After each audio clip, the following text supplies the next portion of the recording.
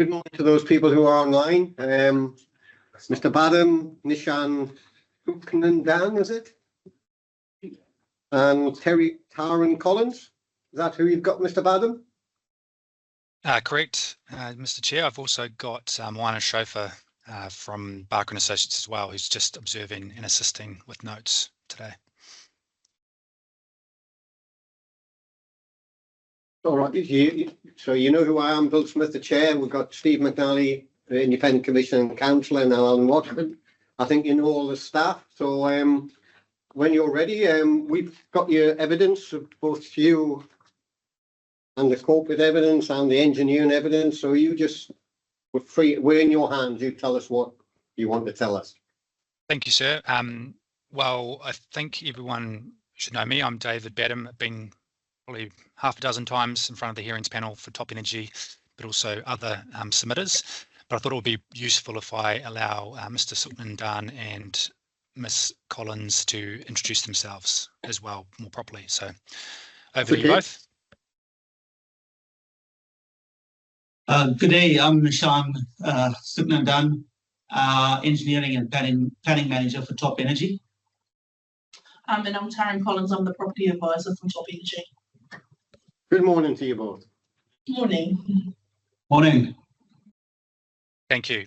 Look, and I guess just from the outset, passing on my apologies. It is always my intention to come up and present in person today, but unfortunately the inclement weather made me decide that it's probably unwise for me to drive on the precarious roads in the far north. So yes, so online today.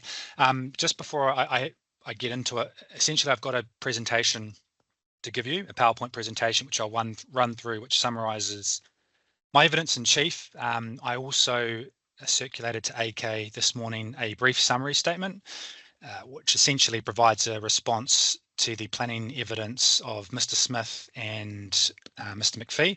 So I will read through that, the relevant parts of that too, but I just wanted to check to see if the panel had a copy of that as well. I'm seeing a nod. I think I see a nod from AK there, so we'll take that. Yep, cool. Awesome. So bear with me. I'm just going to share my screen and see if I can get this PowerPoint to work.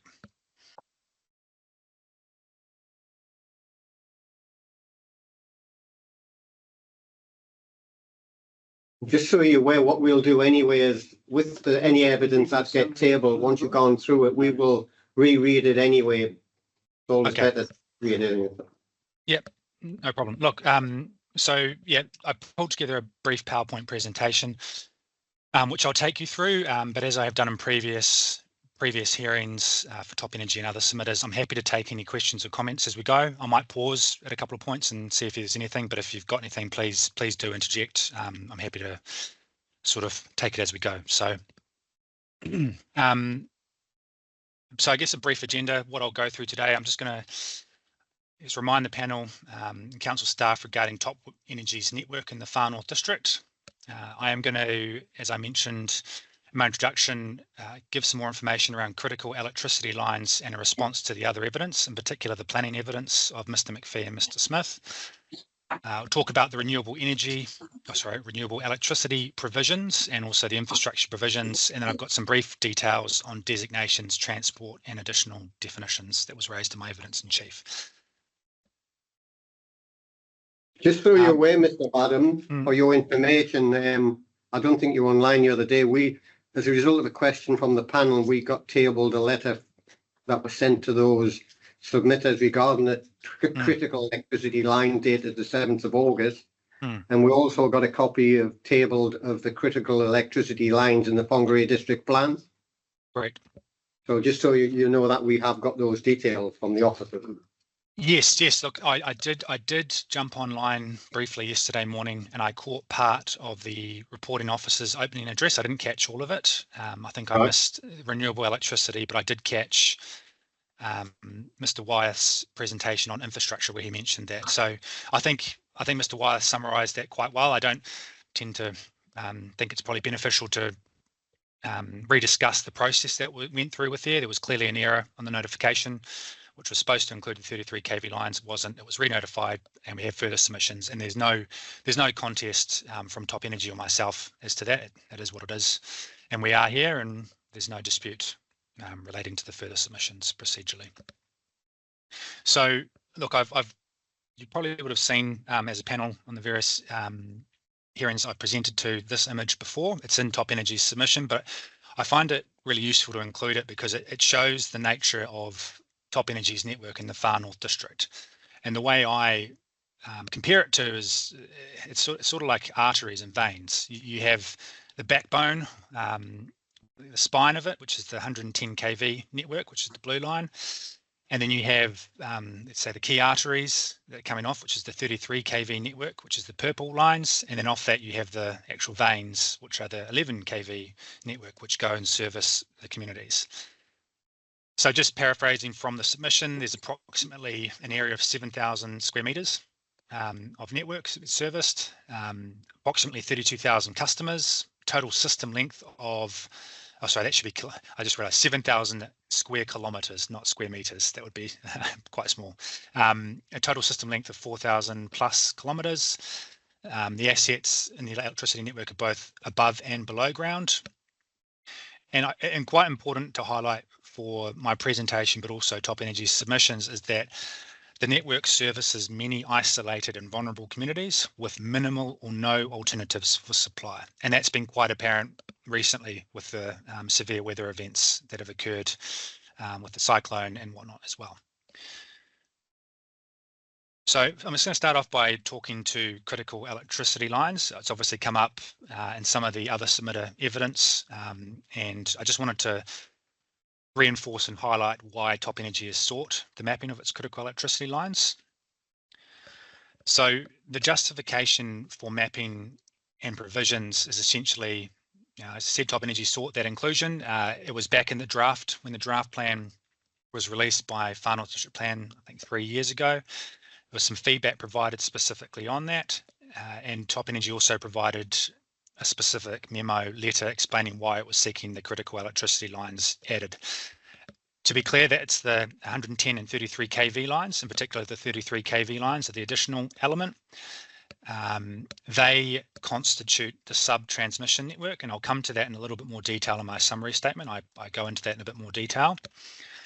But the 33 kV lines also supply essential public services, for instance, hospitals, civil defence facilities, large industrial sites, in many instances, well, I think in all instances, more than 1,000 customers, and essentially are difficult to replace with alternative supply if they're compromised. Now, those bullet points directly correlate to what is in the regional policy statement in terms of the definition of regionally significant infrastructure, and they've also carried through into the proposed definition of critical electricity lines within the proposed plan as well.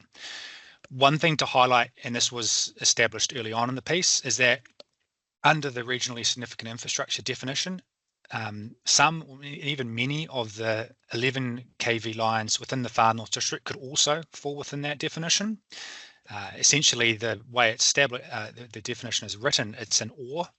It's essential, lines that supply essential public services or large industrial sites or more than 1,000 public consumers or are difficult to replace if an alternative supply is compromised.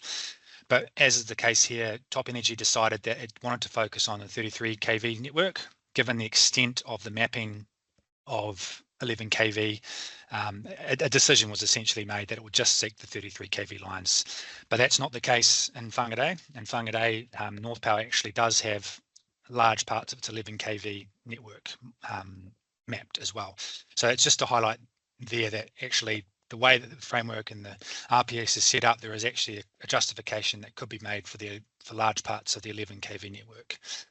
The image I've got to the right here actually was taken 2 weeks ago when Cyclone, jogging my memory here, the Cyclone Tam, when it came through. This is the indication of how many outages were in the network at 7:30 in the morning. And I've put that there just to highlight how fragile the network in the Far North is and how important maintaining electricity supply is to the Far North District, because as a regular occurrence that there are system outages in the Far North.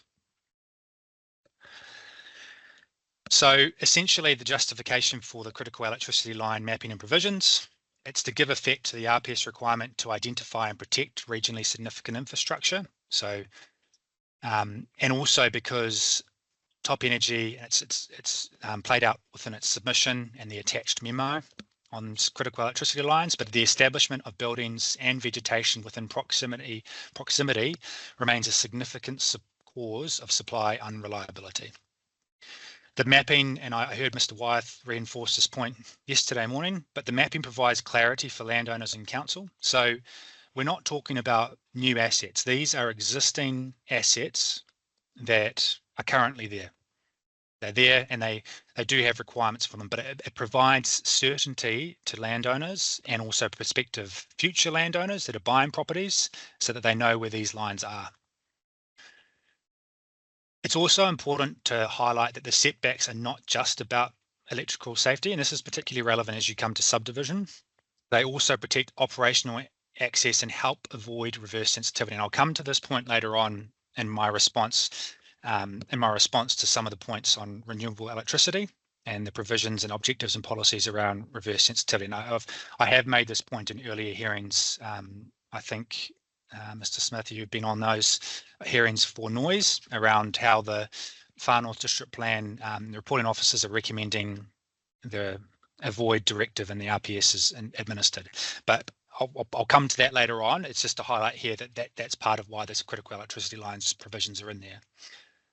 And then finally, one of the other key points is it aligns with regional approaches in Whangarei. So obviously you've got a copy of the critical electricity lines as they apply in Whangarei provisions, the cell provisions, but also North Power have sought the same in the Kaitāia district previously on the exposure draft of the plan. I note that the Kaitāia district plan was notified yesterday. I haven't had a chance to actually have a good look on that to see whether the proposed provisions have come through, but essentially North Power has got this in Whangarei, Top Energy has sought it in the Far North District, and North Power are also seeking it in Kaitāia. So at this point here, I've got a summary slide in terms of my response to the evidence of Mr. McPhee and Mr. Smith, but what I'm going to do here is I'm going to take you to my summary statement, which I'm hoping you've got a copy of.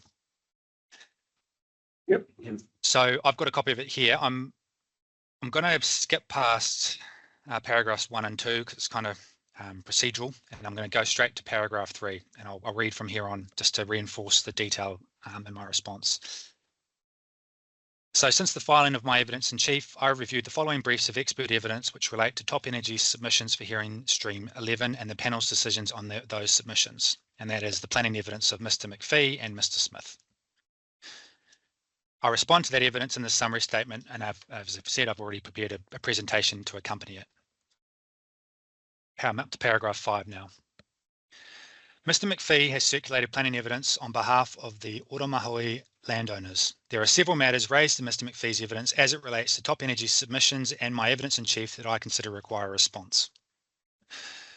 Paragraph 6. Mr. McPhee notes that the term critical electricity lines is not specifically defined in legislation, the Northern Regional Policy Statement or the Whangarei District Plan. He also queries whether Top Energy's 33 kV lines meet the criteria proposed for CEL protection. I agree that the phrase critical electricity lines is not defined in legislation or the Regional Policy Statement. However, the cell aligns with the RPS identification of regionally significant infrastructure, which includes, and I pasted that definition within there, but it's also attached to my summary statement. And I've highlighted the 2 relevant points that are particularly relevant in this case. So regionally significant infrastructure includes energy, water, communication, and if you come to C, that's the national grid. I won't read that verbatim. D, network electricity lines and associated infrastructure that constitute the sub-transmission network. And E, electricity distribution assets which supply essential public services such as hospitals or lifeline facilities, large industrial or commercial consumers, 1,000 or more consumers that are difficult to replace with an alternative supply or are difficult to replace with an alternative supply if they're compromised. So I'm at paragraph 8 now. So, and I don't think this is in contention from any of the witnesses, but it's just important to square it away. The 110 kV lines, which is the spine of the network in the image I had earlier, are a part of the national grid. So that's clear. The 33 kV lines are captured within the RPS regionally significant infrastructure definition because A, all of Top Energy's 33 kV network constitute the sub-transmission network and therefore immediately meet clause D. So actually, on the face of it, the 33 kV network in the far north is instantly regionally significant infrastructure for clause D. However, I've also given you advice on in point B there that based on the advice of Mr. Suknandan, all of the Top Energy's 33 kV lines meet clause E because the 33 kV network supplies essential public services, we've put in such as hospital and lifeline facilities, supplies large industrial commercial electricity consumers, supplies more than 1,000 consumers in a number of locations across the Far North District, and are difficult to replace with an alternative supply if they're compromised, noting the nature of Top Energy's network. So 10, therefore, in response to Mr. McPhee's evidence, I consider that it is abundantly clear that Top Energy's 33 kV network are considered regionally significant infrastructure and also meet the proposed PDP definition of critical electricity lines. I'm up to paragraph 11 now. So Mr. McPhee considers that no section 32 or 32AA evaluation has been undertaken to justify the inclusion of 33 kV lines as critical electricity lines. I disagree and consider that the section 32 analysis undertaken by Far North District Council for the infrastructure chapter has satisfactorily considered the cell mapping and relevant provisions against the requirements of section 32 of the RMA. And I put in a footnote there where there's a number of references specifically to this point within the infrastructure section 32. I do accept that the evaluation of options is broad and that only the status quo and the proposed provisions are assessed, but that is the generally consistent approach that has been taken by Far North District Council across the entirety of its Section 32 evaluation. So it's just highlighting that there's not a specific options evaluation by the council on the cell provisions, but that's the approach that the council's taken across the board, rightly or wrongly, to the Section 32s. They've essentially assessed the status quo and then they've assessed the proposed provisions. But it is clear if you look at the infrastructure section 32 that there is an assessment and acknowledgement of the cell provisions and approach. Up to paragraph 13. Notwithstanding that an assessment has already been undertaken by FNDC, I consider that there is a clear justification pursuant to section 32 of the RMA to include mapping and provisions for Top Energy's 33 kV network because A, pursuant to section 75(3)(c) of the RMA, a district plan must give effect to any regional policy statement. There is specific direction within the RPS to recognise and promote the benefits of regionally significant infrastructure, avoid adverse effects, including reverse sensitivity effects of new subdivision use and development on the operation, maintenance or upgrading of existing or planned regionally significant infrastructure, and identify regionally significant infrastructure. And I've actually attached the relevant provisions in attachment 1 of the statement. B, I consider that this direction requires the protection of regionally significant infrastructure from adverse effects, including those caused by new subdivision use and development. Placing controls, e.g. setback requirements, on incompatible activities located near Top Energy's 33 kV network, electricity line network will allow this established regionally significant infrastructure to be effectively maintained, operated and upgraded in accordance with the direction in the RPS. C, mapping the 33 kV electricity line network as cell in the PDP is the most appropriate way to provide clarity to FNDC and landowners as to where these existing assets are located so that proper consideration can be given to them at the time of subdivision and development. D, as outlined in Top Energy's original submission, despite the obligations under the electricity hazard from trees regulations, the NZ Code of Practice for Electrical Safe Distance Regulations, land use activities, and in particular the establishment of building and vegetation within proximity to infrastructure remains a significant cause of supply unreliability. In particular, tree planting, new buildings and extensions to existing buildings within close proximity to these lines creates risk to the electricity network by restricting access for maintenance and repair. E, reverse sensitivity effects pose a significant risk to the operation of Top Energy's 33 kV network. The setbacks proposed are not solely to manage electricity safety, but also to avoid the establishment of sensitive activities such as residential dwellings in close proximity to critical infrastructure, consistent with policy 5.1.3 of the RPS. This is a key justification, for instance, for sub-rule 10. I consider that the subdivision of new land within proximity to cell is the thin end of the wedge and often includes the creation of additional development rights that can result in adverse reverse sensitivity effects. Top Energy has sought the recommended setbacks from its 33 kV lines not only to establish minimum safety standards but also to avoid reverse sensitivity and enable the appropriate development and management of assets that are critical to the far north. Therefore, in my opinion, it is important that robust consideration is given via a resource consent process to subdivision within proximity to cell to ensure that it is adequately addressed. And finally, including provisions within the PDP will achieve a degree of regional consistency, noting the existing provisions within the Whangarei District Plan. At paragraph 14, overall, I consider that the recommended mapping and provisions for cell as outlined by the reporting officer and further amended by my evidence in chief constitute the most appropriate way to achieve the purpose of the RMA in accordance with section 32, while also considering the efficiency and effectiveness of the provisions alongside other reasonably practicable options. Moving on to paragraph 15. This is around the definition of upgrading. So Mr. McPhee notes that he cannot see the value in offering a definition of upgrading that does not quantify scale or intensity. In particular, he notes that a new policy is proposed throughout the Section 42A report that references major upgrades and that there is no subsequent definition for major upgrades provided, nor is the term used anywhere else in the chapter. Paragraph 16, I support the inclusion of the definition of upgrading as recommended by the reporting officer and consider that this is beneficial to assist with the interpretation of the relevant PDP provisions. In terms of Mr. McPhee's specific concerns regarding quantification of scale or intensity, I consider that is best done within the rules that manage upgrades, rather than within the definition itself. Within the infrastructure chapter itself, I consider that this is achieved within IR3, which provides specific quantification of scale and intensity as is sought by Mr. McPhee. With regard to the term major upgrades and the new policy IPX, I note that this is in relation to the upgrading national grid infrastructure and Transpower's submission, and that's not really of relevance to Top Energy's assets. What I would say there, though, is I do think Mr. McPhee has a point. If you are going to use a term and you're going to introduce a new term, would be upgrading versus major upgrading, I would suggest that consistency is important. But it's not something specifically that Top Energy sought in its submission or is pursuing.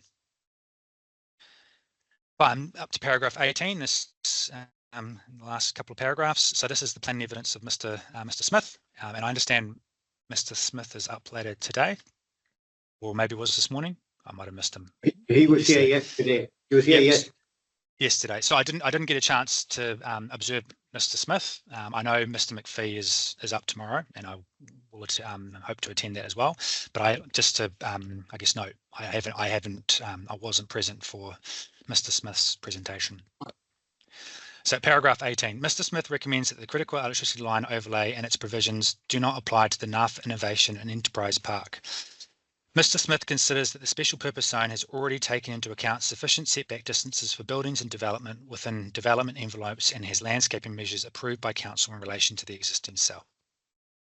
In my opinion, there is no planning basis on which to exclude the special purpose zone from the cell provisions. Like any other area within the district, future subdivision use and development within proximity to the existing cell lines within the special purpose zone has the potential to cause adverse electrical safety and reverse sensitivity effects. Notwithstanding the above, Mr. Smith's evidence provides no specificity regarding the referenced development and landscaping measures said to address cells within the special purpose zone. Although Mr. Smith refers to plans showing existing setbacks and zone design, no such plans were attached to his evidence, nor is there detail as to how the claimed measures are to be enforced. In the absence of this information, I consider Mr. Smith's assertions to be unsubstantiated. And just a quick conclusion, in conclusion, the matters raised by Mr. McPhee and Mr. Smith do not alter my opinion as set out in my primary evidence. I remain of the view that the inclusion of Top Energy's 33 kV electricity lines within the cell overlay, together with the associated PDP provisions, is appropriate, gives effect to the regional policy statement, and is necessary to ensure the ongoing resilience, reliability, and safe operation of regionally significant electricity infrastructure within the Whanau district. I'm just going to pause there. That's the completion of my summary statement. The slide I've got up here is a bit more of a succinct summary. But I'm happy to, if there are any questions or comments on that before I move on with my presentation. Any questions? Not so much a question, David, but it might be worth you having a look at Wayne Smith's evidence from yesterday and the details that he provided and presented to us. And I think from memory too, the chair asked him for some additional material that he was going to provide. He provided the design guidelines for NAFA, and when he showed us that, he pointed out the critical electricity lines, and at the northern part there was nothing on. So we asked him to provide a map and also some evidence from Far North Holdings whether they would extend that what's on there. The 20, I think it's 20 meters that they said on that special purpose zone further north, so it covers all the lines. Okay. He's said he would do that this week sometime, and we haven't got it. But as soon as he does that, it would go online. Okay. And obviously that information would be considered by the reporting officer, and he's right to reply, and we would then consider that at the appropriate time. So that's. So he did put the guidelines online, and we saw that there is he pointed out the line where the power lines go at the moment. He did tell us that it was closer to the corrections facilities, but all the other ones are well outside. He said that corridor. Okay. So that's done, and that's what he said he would do. Okay. Look, notwithstanding seeing the information, I would just say what will be key in that. I use the term guidelines. So how are these enforced? How are these enforced? How are they seen?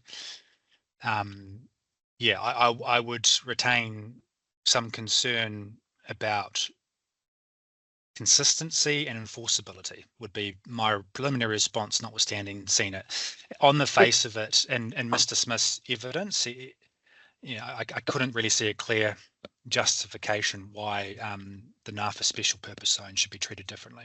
But yeah. Okay. Look, if there's nothing else, I'll move on just to round this out. Do you have a further comment on that? Would you see justification for anything being excluded from, universal provision relating to your provisions?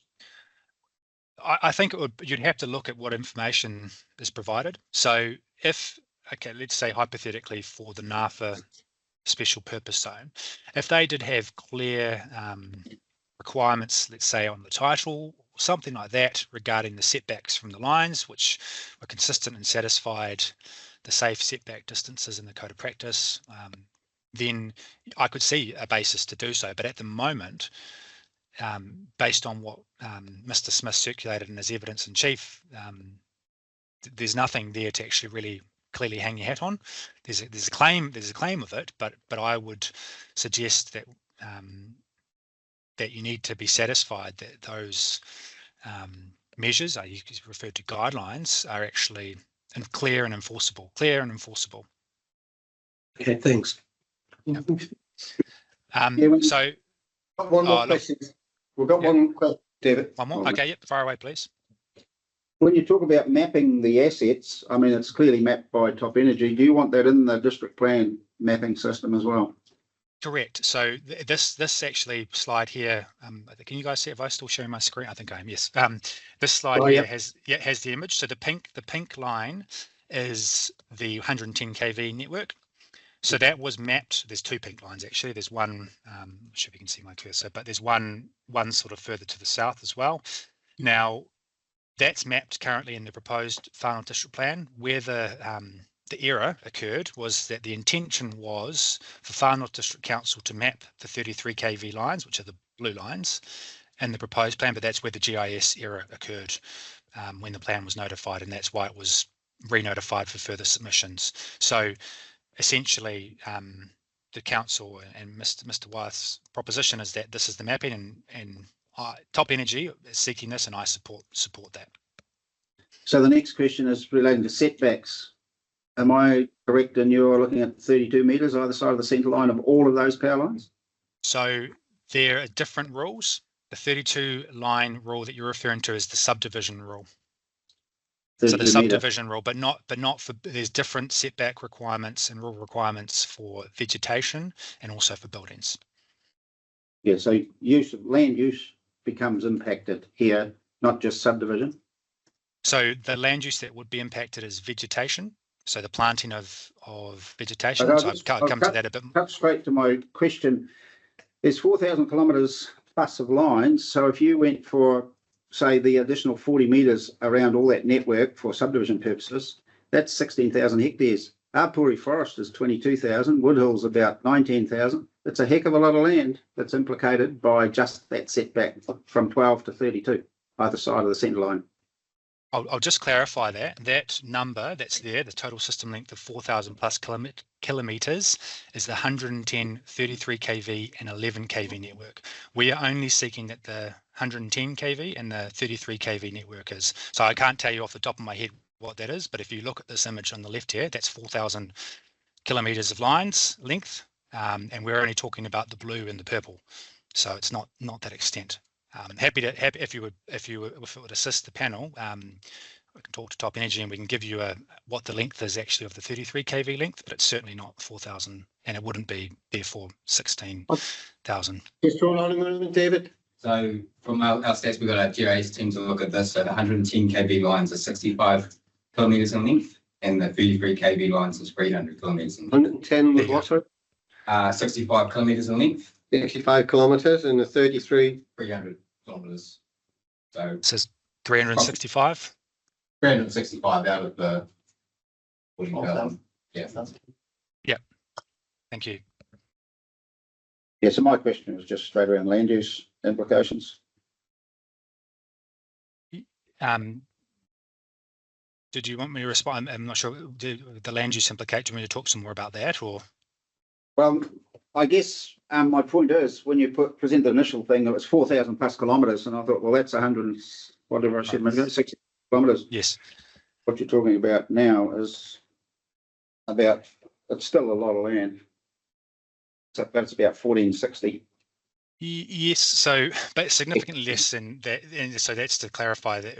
And as I said at the start, there is a justification and a pathway through the regional policy statement provisions to also map in the 11 kV lines. But Top Energy took the opinion and position that, well, actually, let's focus on the 33 kV lines, sub-transmission network, and the feasibility of mapping all of the 11 kV lines and the impact that would have on properties also came into that consideration. Just carrying on further, you said the 110 kV line for National Grid, did you or not? Yes. So the 110 kV line, as I understand it, is national. Do you know whether any submissions opposing that being identified in the district plan? Well, the 110 kV lines. Not off the top of my head. I'd have to So via virtual camera at Mr. Wyeth. If there's not, the additional is really only down to the 300, which is for the 33. Yes, and look, just in terms of going back to the broader point on impact on land use, I think the key thing I would highlight here is these lines are existing. They are there already. We're not talking about new lines going through. And as Mr. Wyeth highlighted yesterday, the safe setback requirements and the code of practice apply regardless. The issue that comes up is that it's not clear. People don't know where the lines are located when they're purchasing properties or they're undertaking developments. Obviously, if you walk out on the site, you can see the power line, but do you know that that's a 33 kV power line? Not usually. So to say there is that there's already restrictions on this. The extent of it is not the entire electricity network. It's the 33 kV network that Top Energy is seeking that these provisions apply to. You also mentioned under the setbacks required for maintenance access. And yet when I looked up the National Environmental Standard on Transmission Activities, it's all covered under that for operation, maintenance, upgrading of existing. And so the other question would be, how many of these lines are actually located within the road corridor now? I wouldn't be able to answer specifically how many are. Some of them traverse private property. Some of them are in the public road network. So the maintenance question is more around when you have, let's say, for instance, vegetation, and you have vegetation interacting with buildings, or let's say buildings. If you have a building that is set back too close to to a power line, it's the access and the impact that has on your ability to maintain it. Mr. Suknandan, is there anything you want to add to that? I'm sort of just paraphrasing based on previous discussions we've had, but there are issues that come up about this across Northland for Top Energy and North Power, but I'll pass it on to Mr. Suknandan. I think, David, you sort of paraphrased it quite accurately. Just to add to that, the additional, issues would come up where you have structures being built quite close to, for example, 33 kV lines. According to the ECP 34 regs, you have your maximum span lengths, you'll have your minimum distances beneath the conductor, as well as distances along the side of conductors, without engineering consent. And then there's factors like wind and that type of thing that would affect the line, because you would get sway within those lines, from left to right sort of movements. And so the setbacks would definitely help with ensuring that, there's sufficient clearances, there's sufficient access to those lines. And so any sort of structures or, trees and that type of thing that's been planted, or structures that are built close to it, would ideally want whoever the person is to approach us, as part of the whole process of consenting process.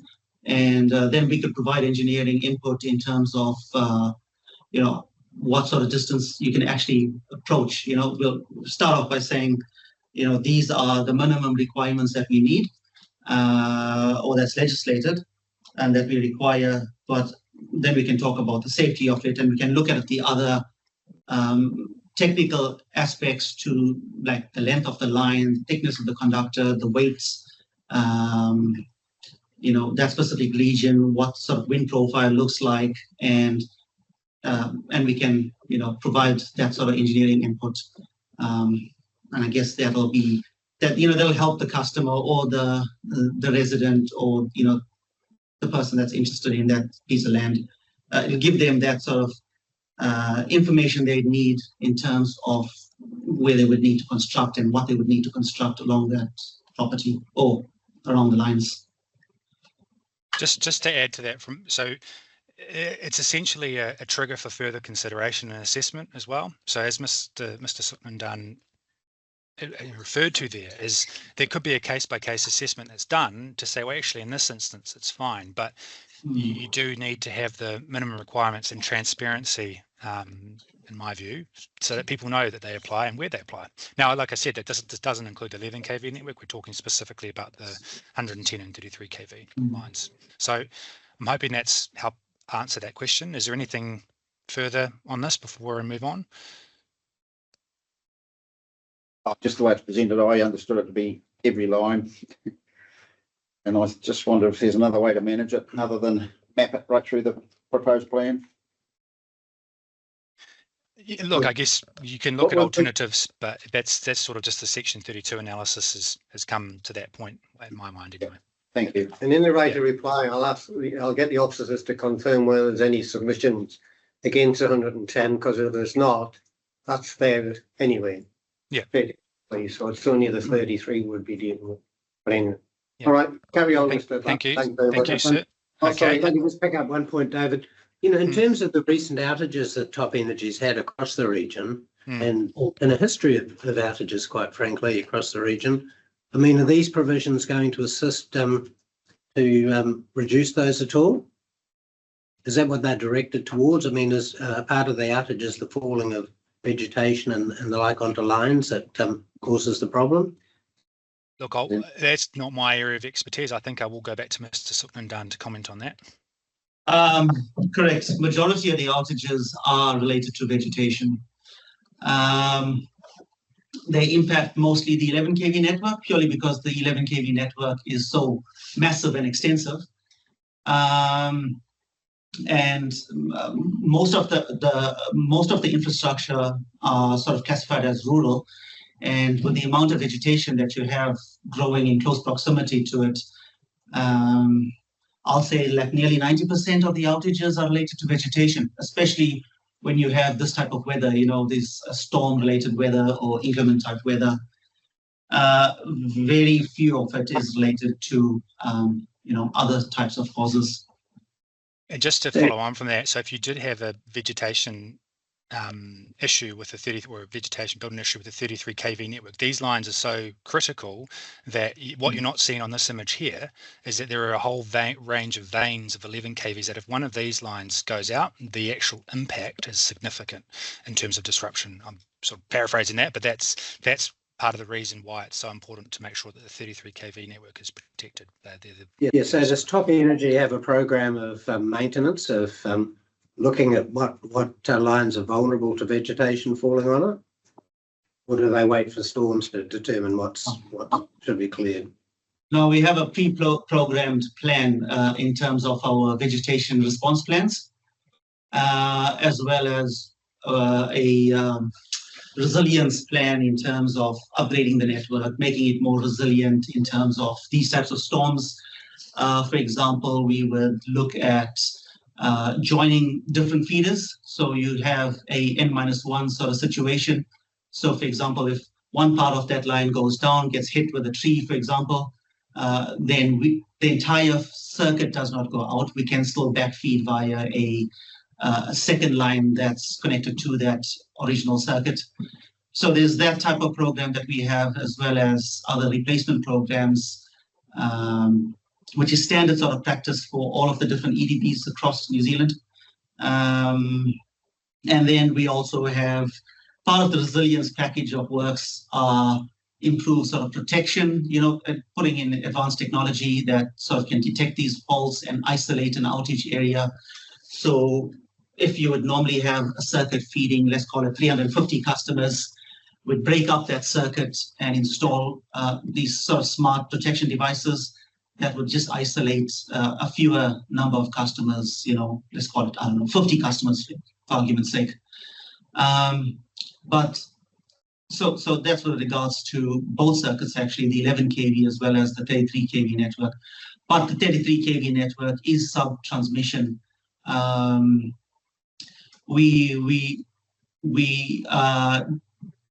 Most of the network is, has N-1, so it has a sort of backup supply. But we need to make sure that we don't have any outages on that network, on those networks or those circuits, because it'll mean like a rather large outage. And if you look at the positioning and the layout of the topography of the network, it could potentially mean like a longer outage, and then responding to that outage and getting the necessary resources to respond to that outage could be longer. So that's why we place so much of emphasis, and we would want the 33 kV lines to be classified as critical assets, and going to trigger consent. Thanks. But look, apart from that, and I'll just one further comment come question, and I'll leave you alone.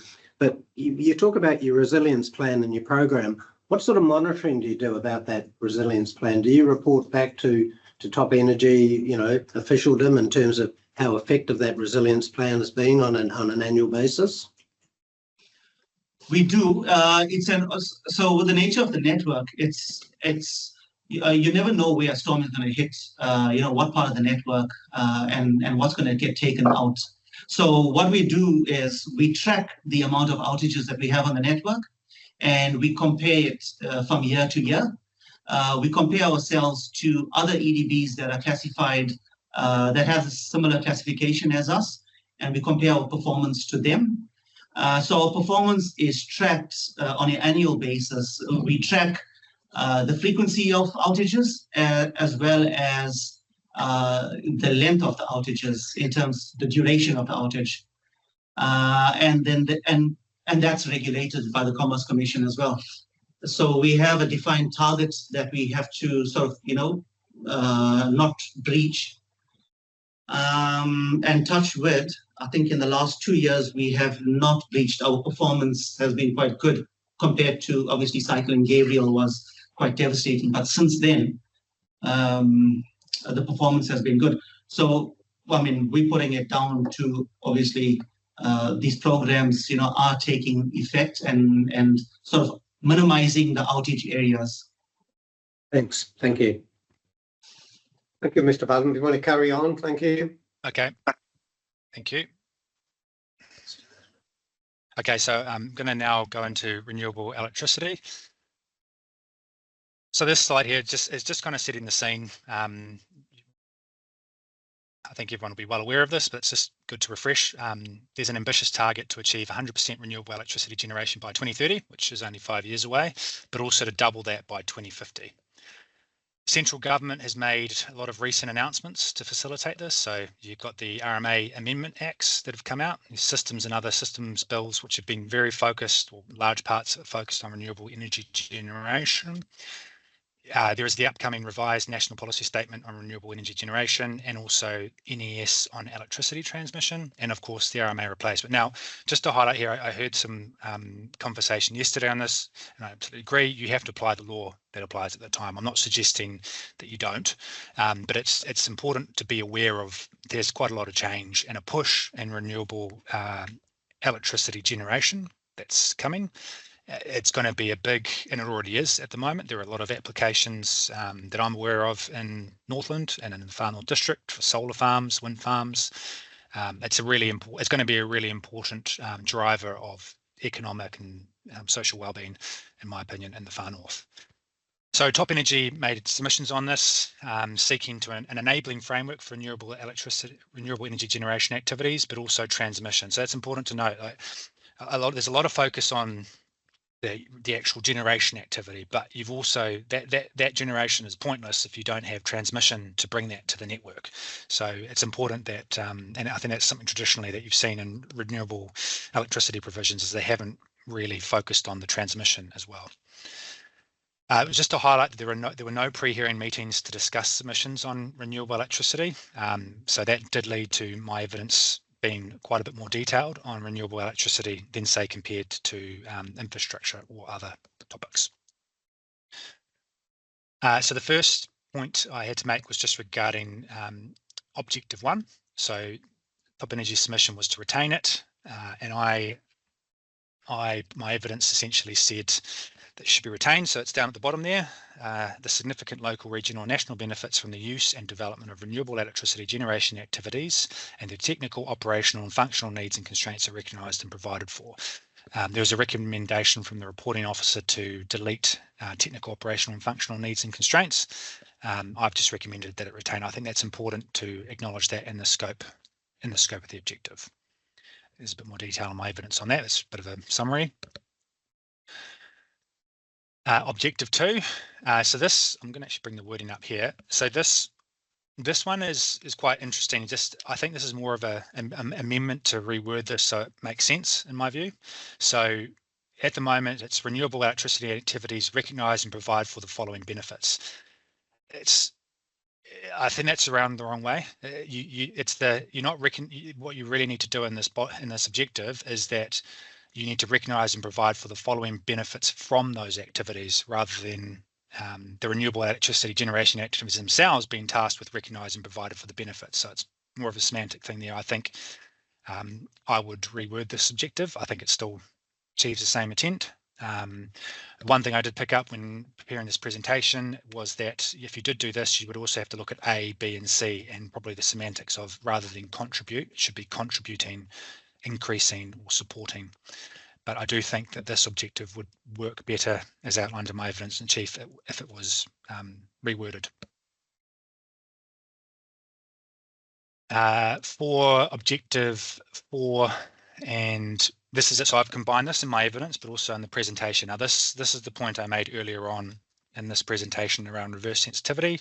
And again, similar to the point I made in hearing, numbers might be wrong, 6 or 7, which was for noise, around reverse sensitivity and the direction in the plan regarding reverse sensitivity. So at the moment, there is an inclusion of or otherwise mitigating in REG 04, and to the extent possible or otherwise mitigate in REG P8. And essentially I'm saying again that the reporting officer's recommendations fail to give effect to policy 5.1.4 3 of the RPS. And the regional policy statement, I've cut it into here. So this is what the words actually say. It says subdivision use and development should be located, designed and built in a planned and coordinated manner which, and now I've A, B, C, E, D I haven't included because they relate to other matters. But if you look at E, it says should not result in incompatible land uses in close proximity and avoids the potential for reverse sensitivity. Now, in my view, this gives a strong avoidance directive for even the potential of a reverse sensitivity effect to arise. And that directive must be given effect to in the PDP provisions in accordance with the RMA. The reporting officer's justification is that the RPS policy uses the term should not rather than the more directive must not, allowing some flexibility for mitigation where appropriate. In my view, that's based on an erroneous interpretation of the policy. If you look at the words, the should not result in incompatible land uses in close proximity. That's where the should not applies. The and avoids the potential for reverse sensitivity is an unqualified avoid. It's not a should not, it is avoids. And there's quite clear case law where you have a clear avoid directive, and when you compare that to say more enabling provisions. But that in my view lends itself to saying that you can't, if you're going to be appropriately giving effect to the regional policy statement, you can't then, in my view, include or otherwise mitigating. The direction has to be through avoiding the reverse sensitivity effects. And that's quite relevant as it comes to what I've spoken about earlier as it relates to critical electricity lines. But I do consider that that should be deleted from the objective. And then from the policy, this is policy 8 again. So this has got the words to avoid to the extent possible or otherwise mitigate. I don't think that that appropriately gives effect to the clear avoidance direction in the regional policy statement. Another one is policy REG P9. So that's the policy there. It is worded, avoid locating large-scale renewable electricity generation activities outside the rural production zone unless it can be demonstrated that adverse effects will be no more than minor. I consider this policy as incredibly problematic. Renewable energy resources do not follow zone boundaries. And they are located throughout the district, not just in rural production zone. The example I'd use is not be it in the Far North, but in Whangarei district and Marsden Point, Ruakaka. There are a number of solar farms that are being pursued at the moment that are actually in industrial zones. Where the best places to locate, let's say solar, it does not necessarily follow a rural production zone boundary. So that's the first point to highlight. Also, I would say that a strong avoid policy with an arbitrarily low, no more than minor effects threshold is totally inconsistent with the national policy statement on renewable energy generation, the regional policy statement, and the PDP itself in terms of its strategic direction and the renewable energy objective. So the point I'm making there is that nowhere in this higher order direction is there a clear avoid directive, unlike reverse sensitivity, as I mentioned earlier, to avoid locating renewable energy generation activities outside of the rural production zone. It doesn't feature at all in the higher order documents, but even within the proposed plan itself in the strategic direction, there is no suggestion that you get to an avoid. And then when you actually look at the renewable electricity objectives, again, there's no suggestion that you have an avoid. So then to come into a policy which has such a strong and clear avoid direction, in my opinion, is totally inconsistent and does not give effect to that higher order direction. And finally, no more than minor effects. So no more than minor effects standard is too restrictive and would unnecessarily preclude acceptable renewable energy projects, and that's contrary to the higher order plan documents. And the point I make there is no more than minor features in the RMA in section 95 and 104D. But the fact that there could be more than minor effects does not necessarily constitute that an application should be unacceptable or not. And there's no direction in the higher direction that gets you to no more than minor. So in my view, this policy should be deleted in its entirety. Any questions on that? Yeah.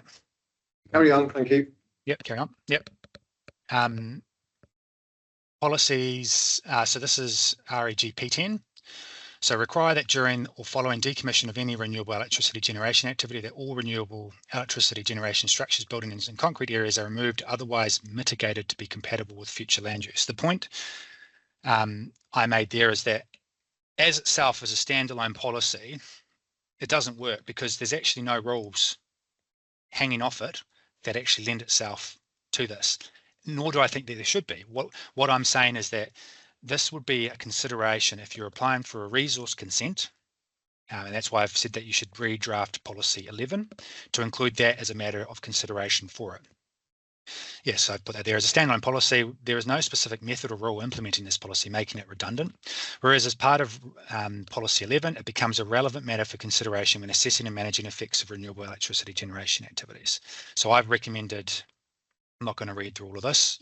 It's this point here. I've recommended that it's included as a matter that's considered, and as part, this is the policy 11, which is essentially the consideration policy that's consistently included across the PDP. So in my view, that is better located there rather than hanging as itself as a sole policy. The next point is, in my evidence, relating to the new policy and an amendment to REG P3. So essentially, in order to give effect to the direction in the RPS, I've recommended a new policy, but I also recommend that there's an amendment to policy 3. So policy 3, in my view, should be around enabling new small-scale renewable electricity generation activities, and that you should have a separate policy relating to the investigation, identification, and assessment of potential sites. And really that's because it lends itself to a permitted activity status. The idea being if you want to enable renewable electricity generation activities, you need to enable companies, providers to actually investigate whether there is potential there. So solar or wind would be the primary examples. In my view, having them combined as P3 doesn't actually work, and you're better to amend P3 to make it focus on the small scale renewable energy electricity generation activities, and then have a new policy which enables the actual identification, investigation and assessment. So that's my wording there. So a new permitted activity rule to enable renewable generation investigation activity. So again, this links back to this policy that I have here, is I think that there should be a clear rule, well, an amendment to the rule around this, because at the moment, the way it was drafted was essentially saying the buildings are permitted. I think the buildings permitted. I don't have the full wording here, but essentially what I'm saying is, well, you permit the activity, but if you want to control the buildings or the structures, which might be, say, I don't know, a testing wind turbine or something like that, then do that in the provisions. But the activity itself, the investigation activity, should be permitted, subject to the standard. So I've recommended those there, and that's the 25 metre squared GFA. And then also requiring that it complies with the height, setback and height in relation to boundary performance standards of the underlying zone. So it's just saying that the activity is quite clearly permitted, and that links to the policy, and then also up to the direction in the regional policy statement and the national policy statement for renewable energy generation. Can I ask you to clarify what you call small scale electricity generation? Yes, so there is a definition that's proposed in the plan. I might actually just quickly scoot ahead to that. I guess the reason I'm asking is we see a lot of solar panels going on roofs of houses for one, and there's a number of small solar with generator backup in the rural sector. So totally off grid now. There's what you're talking about there, capture, something like that. As I understand, I don't have the definition directly in front of me. I understand that there is a proposed definition for it. That might be a question more better placed towards the reporting officer, but I agree. Like, at the end of the day, you don't want to be controlling small scale solar panels on roofs, and I don't think that's the case in these provisions. There's a lot of non-compliance right at the minute. Yes. So this next one is new restricted discretionary activity rule for large scale solar renewable generation activity. So this is quite a big part of my evidence, and I'm just sort of paraphrasing it down. So essentially, I support the extension of the permitted activity status to both community and large scale renewable electricity generation. I support the reporting officer's minor amendment to refer to the notional boundary for effects assessment. There was no problem with that. Where I disagreed was with splitting solar and wind into two separate rules. So there is a recommendation from the reporting officer to have a solar rule and a wind rule. The way I looked at it, the standards are pretty much identical. There's some minor changes, but it would be simpler and clearer if you just have one rule for both. I don't think you need to have separate rules. If you are going to have requirements for wind turbine blades, they're already drafted in the existing rule, and I think they work. I don't think having two rules is necessary or helpful. I do disagree with the activity status, discretionary activity status for wind if the permitted standards aren't met. I consider that the matters of discretion in REG Rule 6 are sufficient. So there was essentially a rule which said solar, have your requirements, and then restricted discretionary if they're not met. And then the separate rule then has wind, very, very similar requirements with some subtle differences, and then if the activity status is not met, full discretionary. What I'm saying there is combine them into one rule, include the elements which have the wind specific to it, and you can say for wind energy or wind generation, and then make them both a restricted discretionary activity.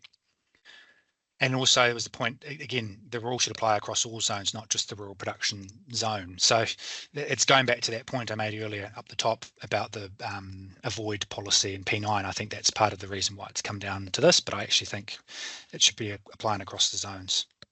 So this is the rule here. I'm not going to, I've kind of explained it to you. Essentially, I've added in PER5, which is the one for wind farm. And obviously PER5, as I've drafted it, would have the same effect. So if the wind farm, they have to assess it. If it's a solar farm, you obviously don't need to assess acoustics for wind farm noise because it's not applicable. When you say all zones, you're seriously saying every zone in the far north? Look, I accept that you could probably narrow that down a bit further. I think we'd want to be possibly a bit more cautious with this, depending on the scale and nature of it, would be the residential zones and possibly the town centre zone. Yeah, so like, well, not town centre, whatever, mixed use zone is the current zone in the final district plan. But it's certainly at the least only having it applying to the rural production zone. Industrial zones can quite comfortably have renewable energy. So I would accept that if you did see, well, this wasn't appropriate in every zone, that you could refine that, but it's certainly just restricting it to the rural production, multi-purpose zone, and open space zone. I don't think that's a suitable suite of zones. And I guess part of the other complication you've got at the moment is this sort of this uncertainty about the mixed use zone and if there's going to be an extra zone in there. But I would accept that if you were going to apply this, then you would look at expanding it to some of the other zones. Thank you. Revised definition. So this one's actually quite a simple point. I agreed with a lot of the amendments that were made. So there was an arbitrary 10 megawatts limit, which is removed. So support that. But what I did do is I went back and had a look at the National Policy Statement for Renewable Energy Generation, and there's a definition in there for community scale renewable electricity generation activities, and I couldn't really see why there is a need to have a different definition in the proposed plan than what's in the National Policy Statement. So my simple recommendation was that the definition is amended to be consistent with what is the National Policy Statement. So that's my recommendation there. And there's some subtle differences, but they're very, very similar. I'm going to pause there. That's the end of my sort of summary of my key points of my evidence for renewable electricity, and I'm happy to take any more questions or comments before I launch into infrastructure. So I think we need to look carefully through that appendix that you provide, which is pretty helpful. Thanks. And just because you pick up on all those amendments with a tracked set of those provisions, so we're going to have to look closely at that. We'll hear what you've got to say on it and look at them closer later. And just the one, Mr. Badham, I think we need to know how many kilometres of current line are in the road corridor. The reason I ask that is the road corridor runs through a number of different, with overhead lines, runs through a number of different zoning with our existing structures that'll be within your proposed setbacks. existing use implications. That was Okay. Okay. Anything else before I move on? All right, thank look, you. So will you supply that to AK in due course? Yes. So this whole presentation, I'll supply. I've still got to go through infrastructure in a couple. Not quite done yet. But what I'll do is. I understand. I'm just asking. Yeah. No, that's all good. Look, just one thing, Commissioner Watson, your question around the provisions. I do have a couple of corrections to make that I picked up. So what I, rather than labouring over it now, I think if with your leave, I'll email through an updated set. I just picked up that there were some errors. For instance, in REG 01, I had mistakenly included that as still a deletion, whereas I should have said retained as notified. So there's a few little minor corrections to attachment 2 to my evidence in chief that would be beneficial for me to make with your leave. Thank you. Yeah. Okay. Moving on. Yeah. Sorry. Carry on. Okay. So infrastructure. So this is one of the most important topics, obviously, for Top Energy with the most submission points.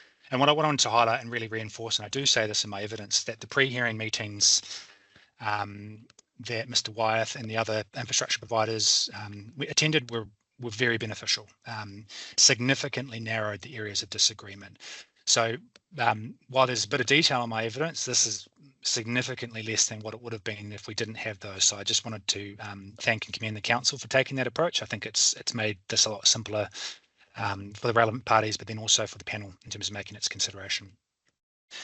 Again, won't labour the point, but there are government announcements around this. So an updated NES for electricity transmission, and there's a new national policy statement for infrastructure coming, and also the RMA reforms. But again, that's just more context than any relevance to your decision making on this.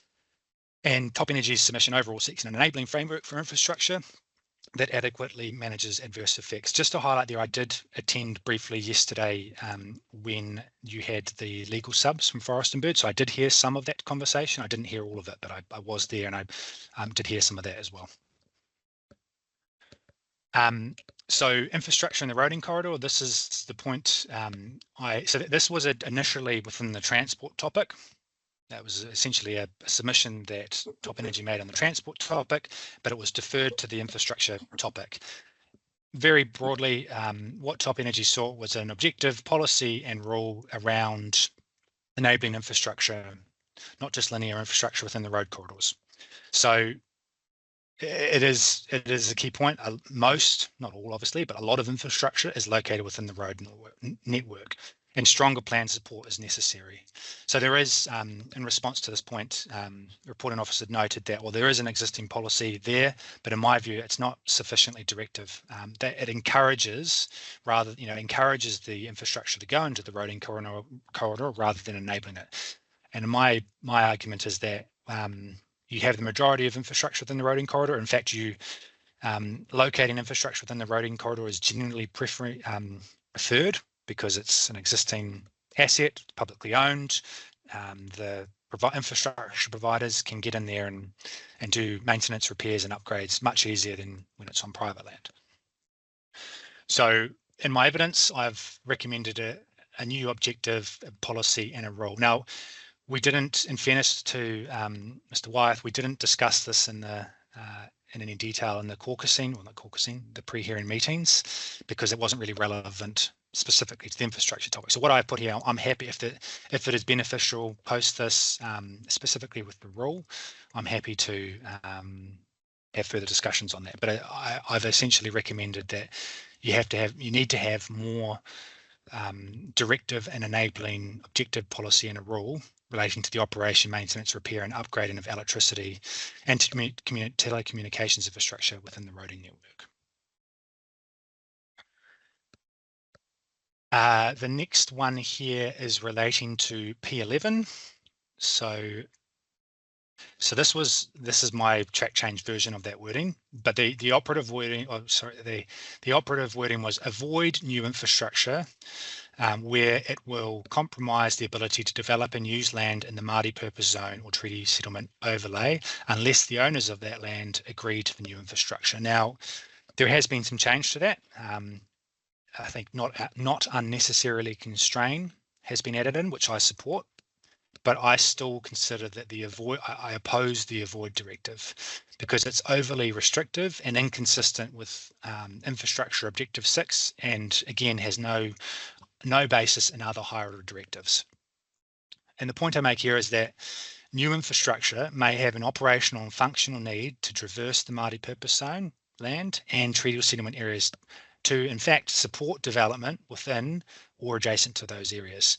So having an avoid directive, I think, just doesn't stack up. I also think that the owner agreement wording in this policy is problematic.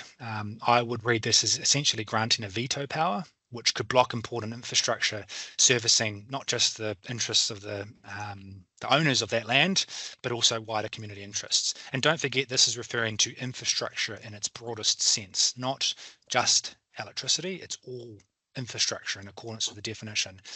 So my proposed wording puts more balance into this. It says manage new infrastructure so that it will not unnecessarily constrain the ability to develop and use land in the Māori purpose zone or the treaty settlement overlay. I think that still achieves it. There is still a bar that has to be put in place, but it is not a straight avoid directive, because I think if you get to an avoid, then the only thing you can get to if there's no agreement from the owners is that the infrastructure doesn't go there. Whereas I think management gives you the full effects management hierarchy available to manage that infrastructure. So this, out of all the objectives and policies in the infrastructure chapter, this is probably the most important point, in my opinion. You need to have the word unnecessarily in there. Doesn't that introduce too much subjectivity? Well, I think where you get to a problem is if you just says that it will not constrain. It is that I take that as any constraint on the development of that. But there could be a minor constraint on the land, and you can manage it.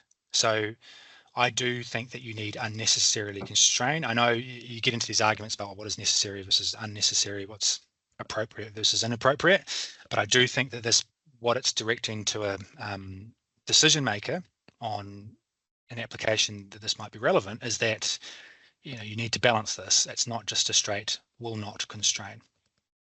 Yeah, I'm not sure that it would help a decision maker, quite frankly. Fair enough. You're in those shoes quite often. So I know. So this is the wording that is supported in the. I think so. I have to double check that, but yeah. I accept your point. Any further questions or comments on this before I move on? No, carry on. Yeah. Carry on. Okay. This one's quite simple. It's just a minor refinement. So you have policy 12. It says recognise the benefits of new technology and infrastructure. Now, I think you should have recognise and provide for. Essentially, if you're just recognising it, I don't think that gives it a lot of weight if you're not providing for it. So, in my opinion, infrastructure improvements, and technology are ongoing and will evolve over the PDP's 10-year lifespan. Simply recognising it is insufficient without enabling its use and development by the provision for it. So I've recommended that it's recognise and provide for the benefits of new technology. There was also, this is a minor refinement to IP 13. So I haven't put the wording up there because it's quite a long policy. Essentially saying I support the final wording. We did have a pre-hearing meeting on it, so it's to acknowledge that I was supportive of them, but essentially talking to Mr. Suknan, and this comes up, I'll come to this later on when I talk about the standards, that it should be recommending deleting references to the standards and just refer to the best practice standards in general. And essentially it's because, and again, relying on Mr. Suknan's evidence here, is that flexibility is needed as best practice standards may evolve over time, requiring case-by-case assessment.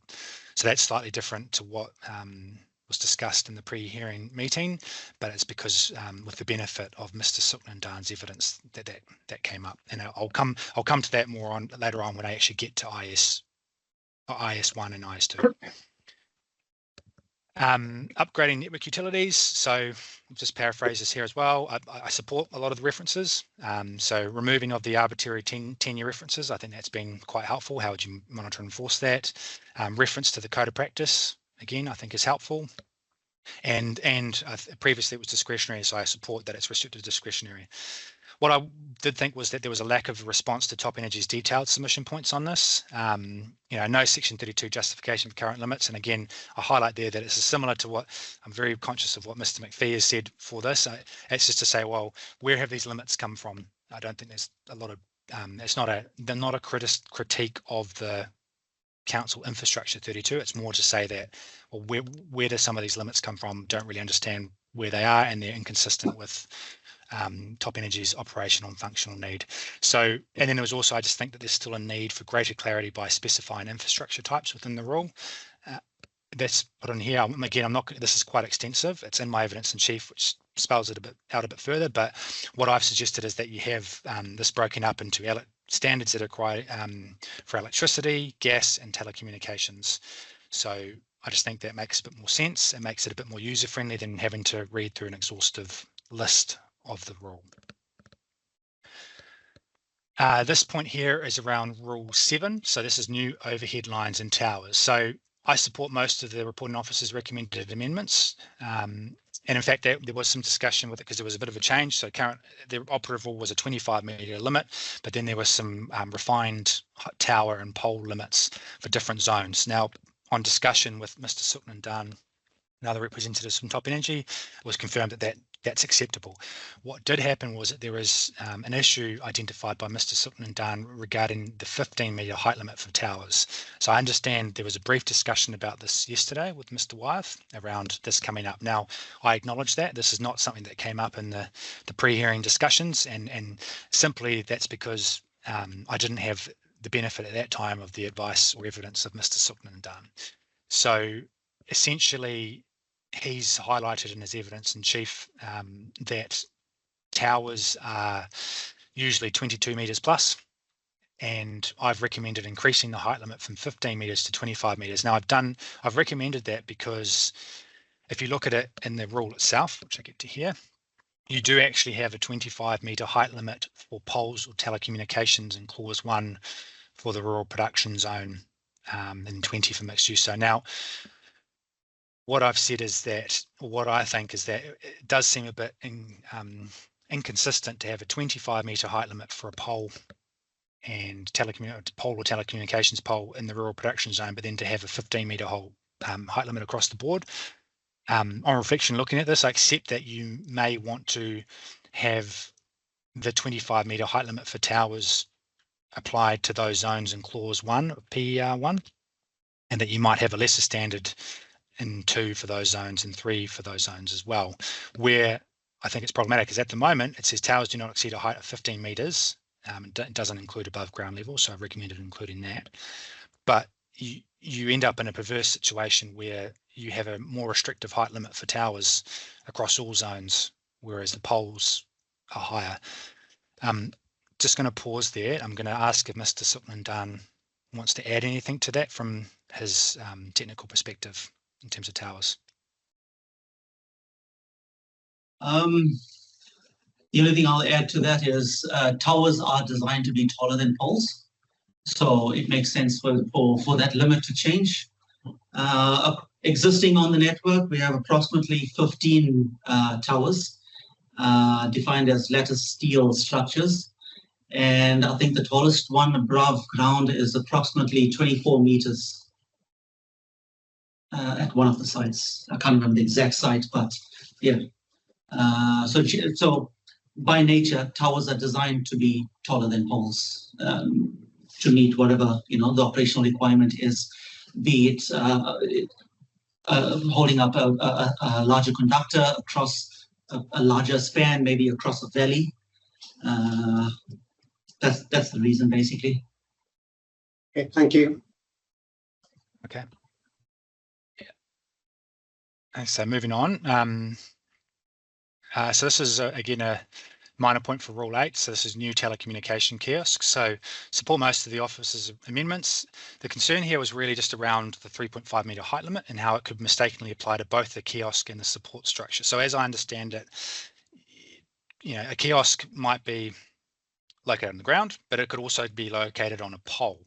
So, and we've already got requirements restricting pole heights further on for telecommunications facilities. What I was simply saying there is that you can have a height of 3.5 meters, but it should exclude any support structure. So if it's on top of a pole and you have kiosk or cabinet up the top, then you should exclude the support structure, which will be captured anyway by other provisions, in my view.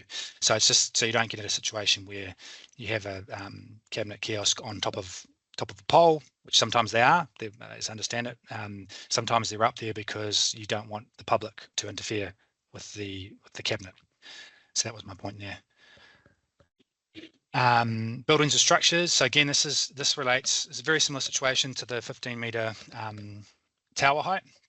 So this was the evidence around buildings or structures. So there's a redrafting of it, which was largely supported, but based on the evidence of Mr. Suknan Dan, I'd actually recommended paring this right back to any building or structure within the safe setback distance requirements in the code of practice, rather than having the exclusions above. And I think the exclusions PER1 are going to be problematic, especially for referencing building consent, because ultimately building consent's requirements of what requires a building consent is changing.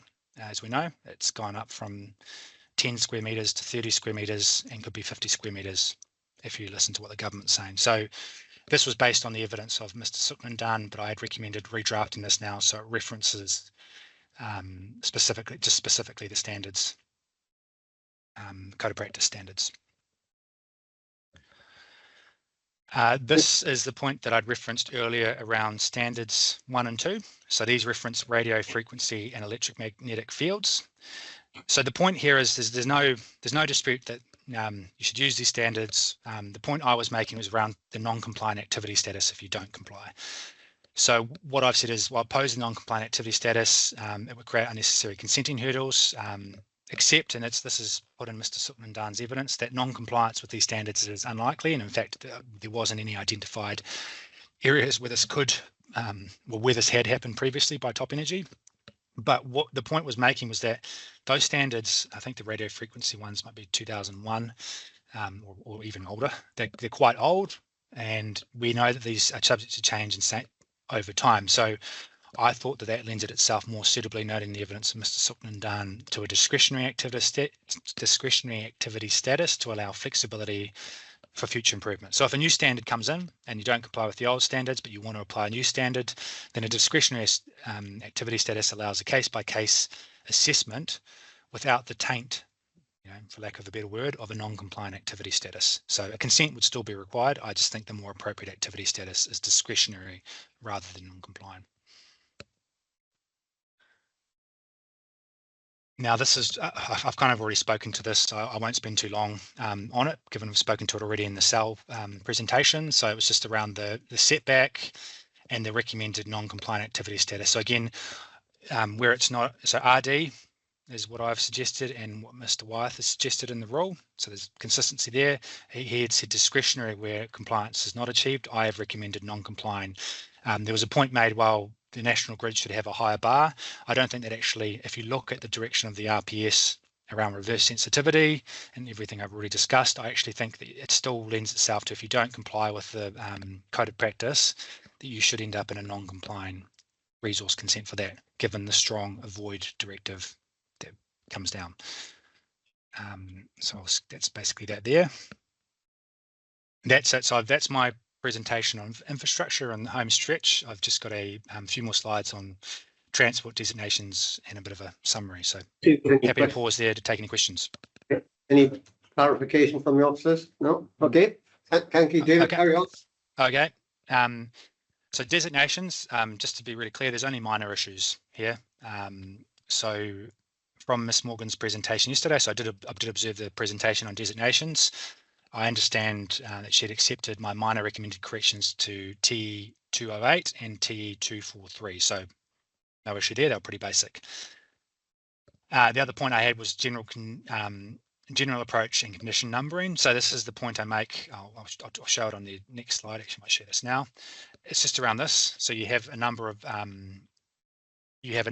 of designations which have submission number in saying 13, 14, and 11. Now, the point was made by Ms. Morgan, well, that's because that's the original wording in the decisions that were then put into it.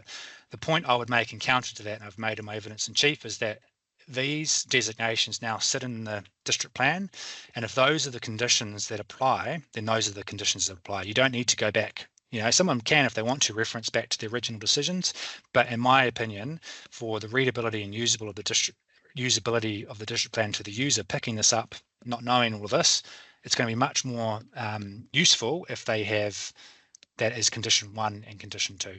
Now, to be clear, this is not a die in a ditch issue. It's a plan usability readability thing. I favour this.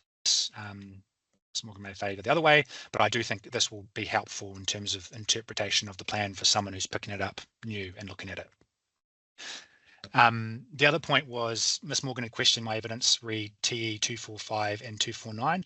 I confirm, thanks for that. I confirm I did get the typos in my evidence. I will highlight that now in my evidence in chief. I'm just going to quickly go. So on page, it's essentially on page 31, C and D. So C should be TE 244, not TE 245, and D should be TE 247, not 249. So I confirm that those were typos in my evidence in chief.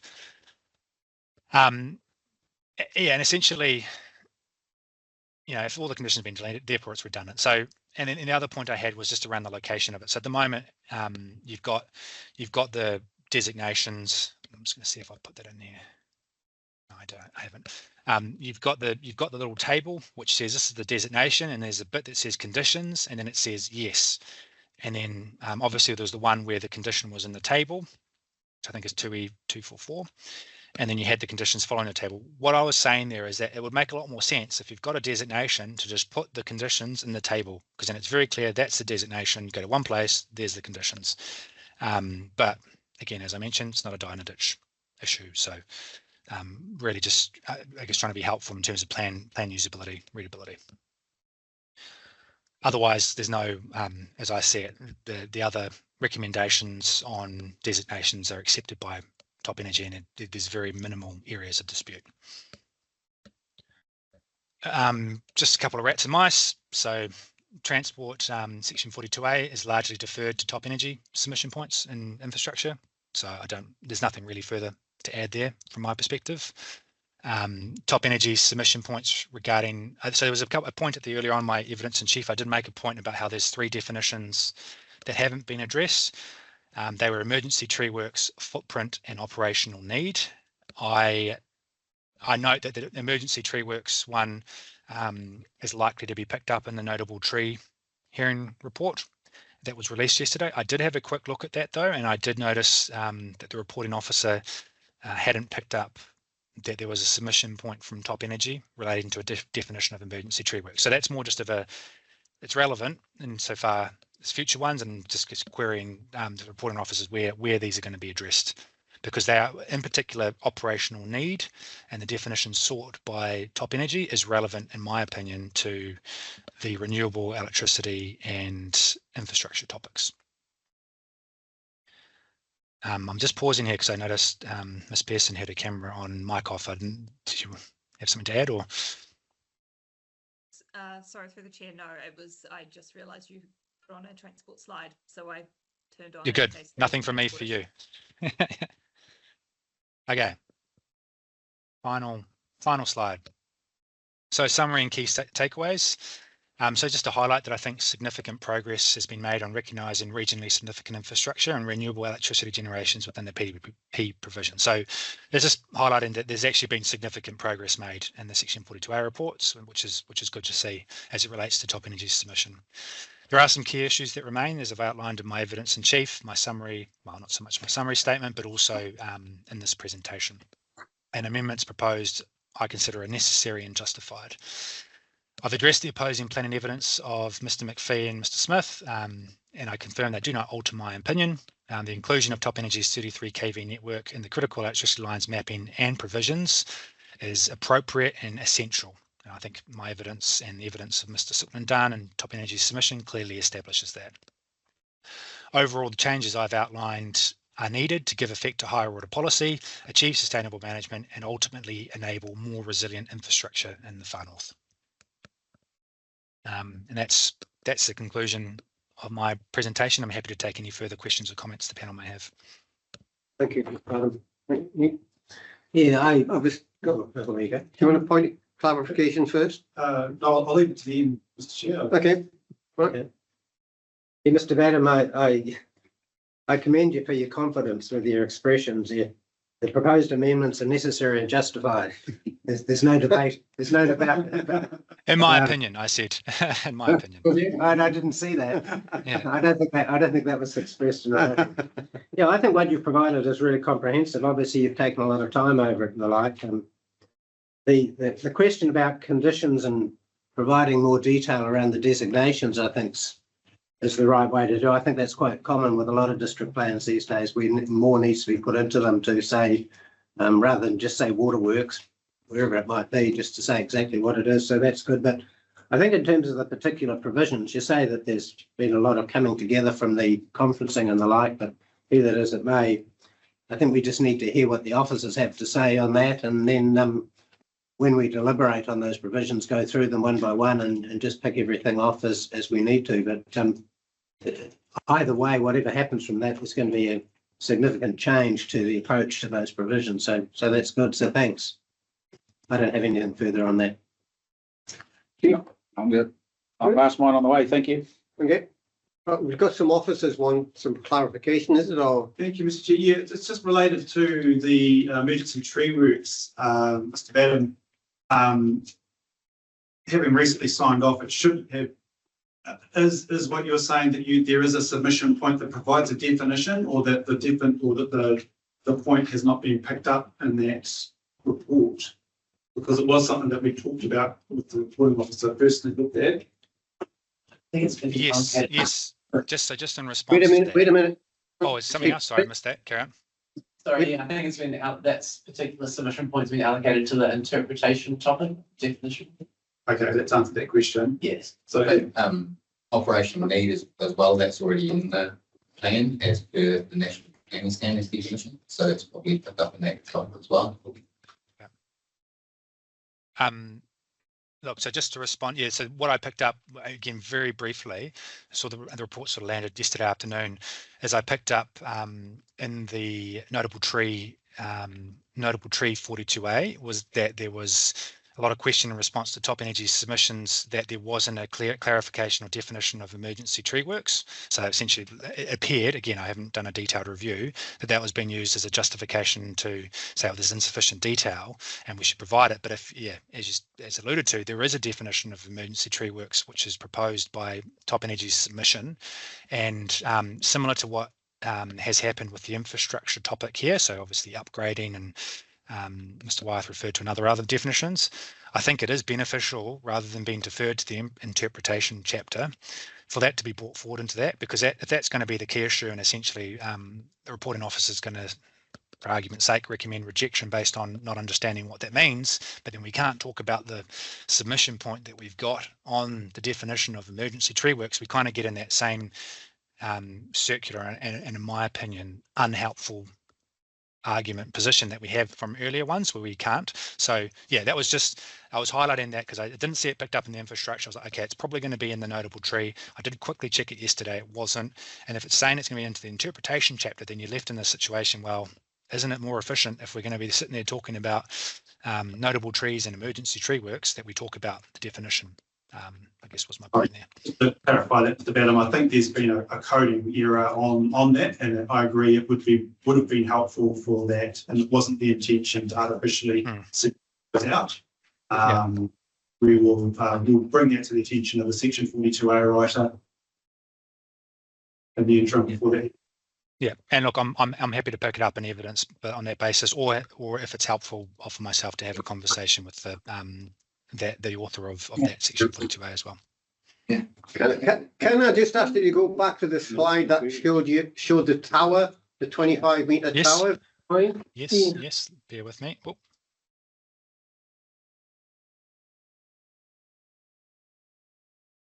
So, I think it's this one here. Just got to be done. Yeah. There we go. Yeah, so is there a definition for tower? Or not? Is that what the industry accepts as a tower? What's all them? in this. Look, maybe I can have a crack at Lettuce. answering that. I'm just- Lettuce tower. Or become a pole, or when it becomes one of those tourist things that they stick up. I mean, Mr. Sukna and Dan would be the right person to answer that. Yeah, you could define it as a steel lattice structure.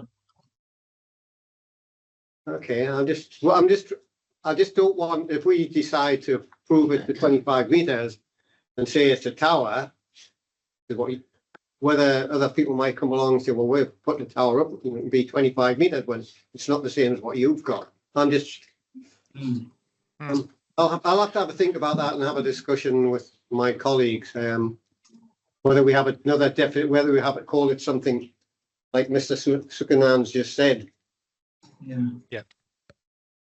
I would be supportive of that. I don't recall there being a definition of tower.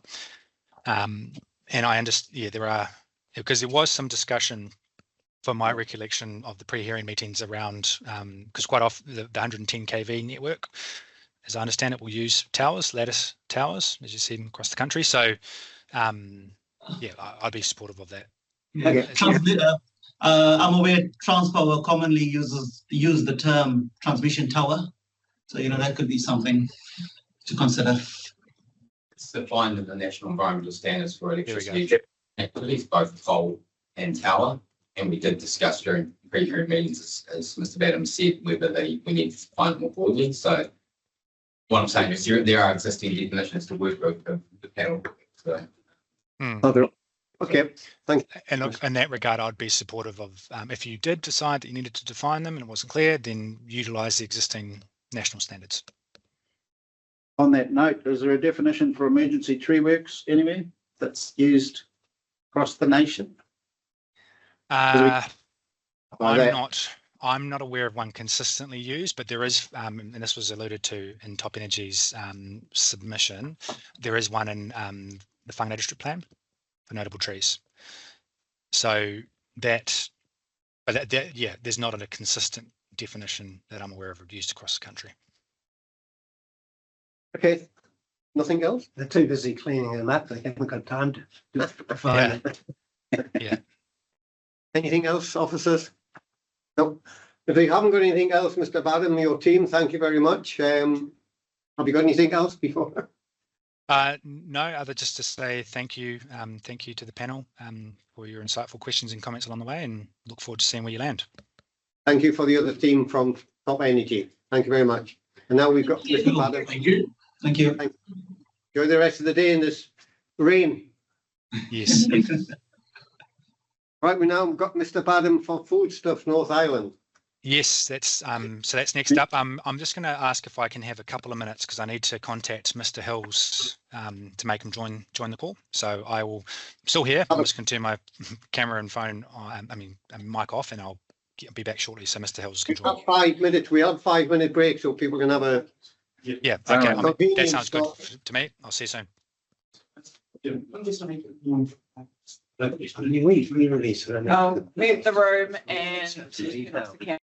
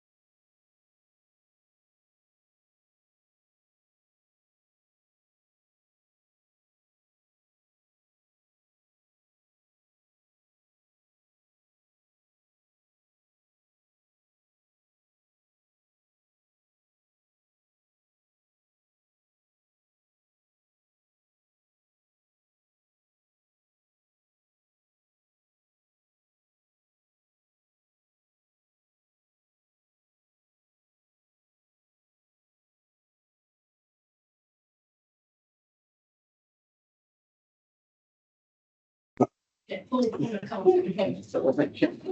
just waiting for one person to return, Mr. Badham, and then we'll start. Are you there? I'm okay. You just. Are you there, David? Yes, I am back. I'm just waiting for my But camera to turn on. We're just waiting for one more person to arrive, and then we'll start. Okay, Here no he is. problem. You can start now. Okay, so I promise this presentation is going to be much shorter and sweeter than my last one. I'll start off with that. Well, I think Mr. Watson's happy anyway. Yeah. So I know you've got a lunch break coming up. So yeah, I don't think this will take too long. I will pass it over to Mr. Hills to introduce himself to the panel as well. So over to you, Leo, if you want to introduce yourself. Afternoon, actually now, Commissioners. Leo Hills. I'm a Director of Commute Transportation, qualified traffic engineer. Thank you very much. Welcome, Mr. Hills. So as you'll be accustomed to, I have got a brief PowerPoint presentation. It's about a quarter of the length, maybe less than the last one. So what, simply put, there's sort of 4 points I'll briefly talk to. So the minimum car parking standards, access to state highways, trip generation thresholds, and then the engineering standards references. So that's note 2. Those are the 4 points sort of addressed in my evidence, and which I'll cover briefly today. So minimum car parking standards, and this relates to foodstuffs and others, general submission that they're removed. Essentially, they have been deleted and accepted. And my evidence just clarified that there's no consequential concerns with the new Tran Table W bike parking and other things. So that's accepted, not contested by foodstuffs or within my evidence. One of the remaining issues is for state highway access. So this is within Tran Rule 2 and Tran Rule 9. Essentially, the issue, as I coined it, was you sort of had these conflicting rules. One was permitted or discretionary for state highways in Tran R2, and then you had Tran R9, which was restricted discretionary for the same issue. So there's a bit of a conflict there.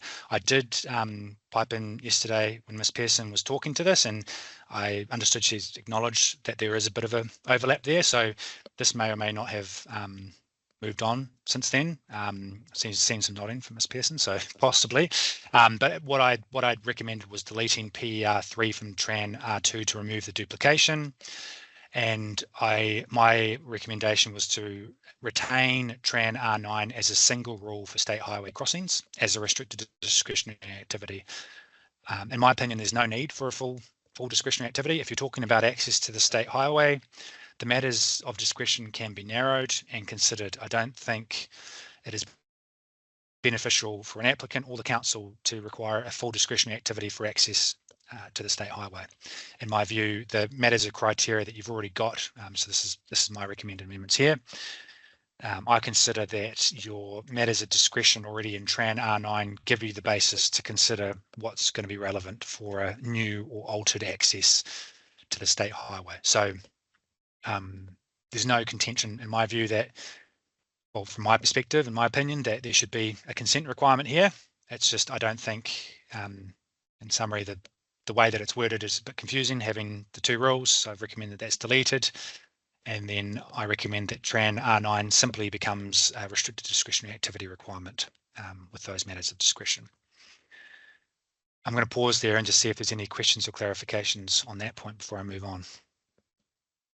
When you heard the discussion yesterday regarding the car parking provisions, did you hear my question?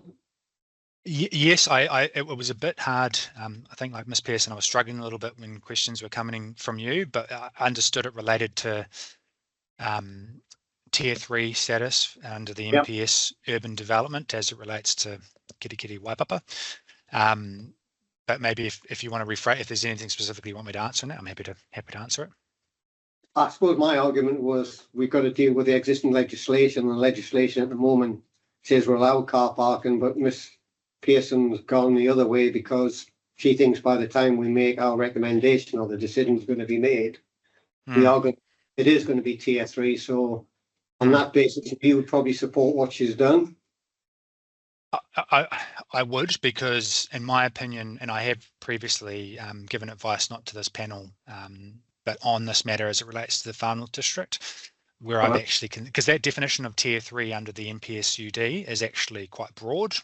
I don't have the wording in front of me, but it says 10,000 people. And if you work your way through it, I do, on the face of it, actually consider that the Kirikiri Waipapa area would meet that requirement as a tier 3. So I do think, listening to the answers that were given yesterday, I do think that that's a prudent approach and is helpful for the panel. But again, noting that it's not really in Foodstuffs' wheelhouse. That's sort of just my independent view on it. Okay. And Ms. Pearson, do you want to comment on what you've heard so far regarding the crossing on State Highway? Thank you, Mr. Chair. Just speak up there, sorry. Yeah, it's a bit quiet. Sorry. A bit quiet. That's better. That's better. I think it was just my headphones taking a second to kick in. I would just to confirm, in case Mr. Badham didn't quite catch my full discussion yesterday, but the wording of per 3 and the sort of erroneous reference to state highways, that was an error as part of trying to rationalise Train R2 and Train R9 together. The intention was that those inconsistencies would be removed, and that's one that slipped through. So, however, I wouldn't be looking to completely delete per 3 as per Mr. Badham's markup on the screen at the moment, because we've got the other part of per 3, which refers to arterial roads or higher. Under that new transport network hierarchy map, the highest hierarchy on there is an arterial road. There are, in the one network classification, there are categories that do go higher than arterial, but in the Far North we don't have any. So I would be looking to retain per 3, but just removing only the part that referred to state highways. Did you hear that, Mr. Bell? Yes, I did. And look, I've recommended deleting it, but I accept that. So if you just deleted not off the state highway, I think that kind of addresses the concern or overlap. So my deletion there could be refined so that it's not again, just I'm not as across the higher order one road network classification. So I'd take Ms. Pearson's advice on that. So happy to roll with that. All right, if you want to move on to trip generation. Sorry, I had one more clarification. I just noted Mr. Badham's summary there that he mentioned that he is supportive of a consent process under R9 for the process of accessing a state highway. And I would just be interested to hear a bit more on why restricted discretionary is the preferred activity status. As I'm aware, unfortunately, we're not going to hear from Mr. McPhee on this issue on behalf of Waipapa Pine, but Mr. McPhee has suggested in his tabled statement that controlled would be appropriate, and I'm interested to hear Mr. Badham's perspective on that. Yeah, I'm happy to provide that now.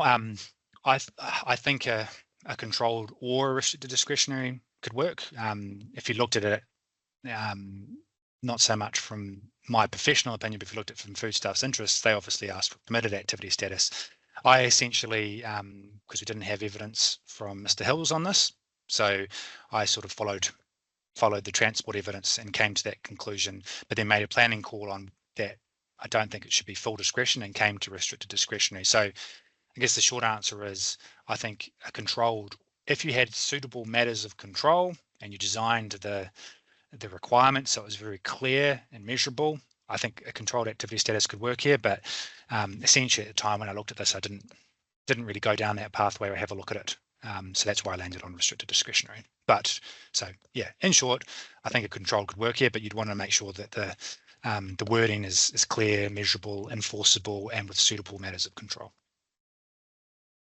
Thank you. Thank you. I just wanted to check, am I any louder now that I've taken my headphones off? No, you're not very loud, but we can just about. Yeah. Don't know what's changed from this morning. Yeah. Okay, I'll move on. So the next point is trip generation. So this is Tran R5. Just to boil it down, essentially, when you go to the appendices attachments, there's a table and it currently has a 200 square metre threshold for supermarkets. And my evidence, and I'll come to Mr. Hills to talk a bit more about this as well, was that this was unnecessarily low and would trigger inefficient resource consents and ITA requirements. So Mr. Hill's evidence recommended a 750 square metre threshold, and that was in alignment with other plans around the country. So what I saw came out of that was that this did seem to be quite an outlier in terms of how low the threshold is. Obviously, Foodstuff's submission and my evidence has focused on that threshold, but I think you could almost look at that across the board. It looks like some of the other thresholds are quite low.